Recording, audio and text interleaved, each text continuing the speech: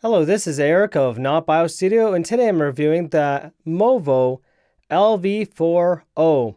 I was not sent this is at my own cost because I wanted to review something different before the big expensive toys come in.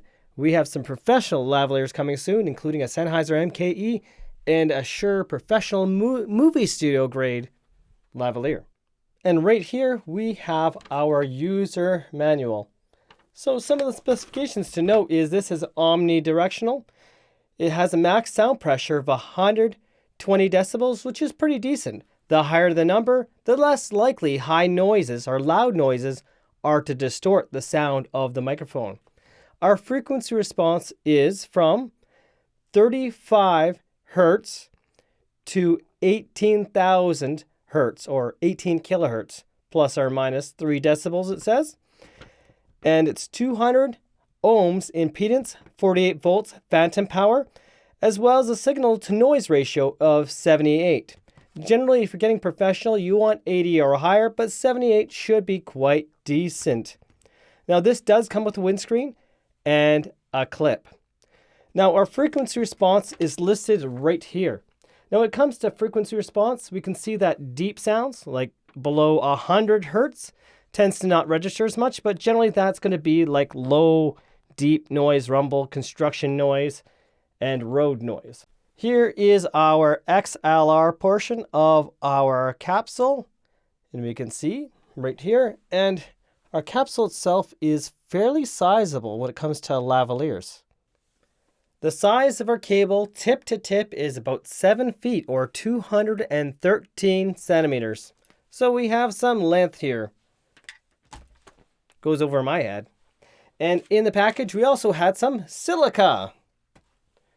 We have some not happy or happy. So that's your little information guide if you're happy or not. Movo, creators wanted. And we have our fairly sizable clip here. Now let's see how this attaches. Here's our foam. And let's see how it goes on. Goes on fairly snug. It's not going to fall off, at least it shouldn't, because you have to give it a little bit of a tug to take off. And our clip should go in very snug. We can see the ring around here. And I have to use some force. The hard part is actually separating this. This holds on very, very tightly. I'm more likely to eventually break this plastic part. This is metal here. This main clip is metal. But right down here is plastic. So if I were to pry this apart multiple times, I could see this eventually breaking these clips here. This part itself is metal.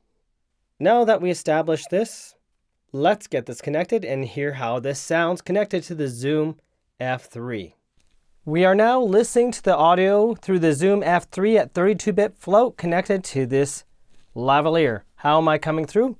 Now there's a few things to test, such as wind muff on or off. This is a mic test, 1, 2, 3. This is a mic test, 1, 2, 3. This is a mic test, 1, 2, 3. This is a mic test, 1, 2, 3. And this is how the Movo sounds when connected to my Vocaster 2 audio interface being out to my digital camera. How am I coming through? How does it pick me up here? How does it pick me up here? How does it pick me up here? And how does it pick me up here? This particular microphone is omnidirectional, so it should pick me up in all directions, whether it's here, here, or even right across my ear if it was attached to my glasses if I was speaking. However, if I faced it this way, it would pick up a lot more noise coming towards me. But it tends to be fairly clear if I actually had glasses and had it attached to my frame. And then I wouldn't need the foam muff on at all. In fact, the foam muff itself can be a bad thing in the sense that we can hear it. So if I wanted to get rid of clothing noise, the best way to do it is get rid of that foam and clear your audio up to make your life a lot easier. How much is 120 decibels? Well, loud spoken language like right now is about 80 decibels, and every 3 decibel increase is double the volume. So I can talk really loud like this and it should not be clipping. And that should give me some decent audio still, as long as my interface is not too high of a level and I'm clipping that one. Now, for mounting, let's talk about this. The best way to mount, you can see we have a clip here, is to put it in a way that we can clip it into our shirt.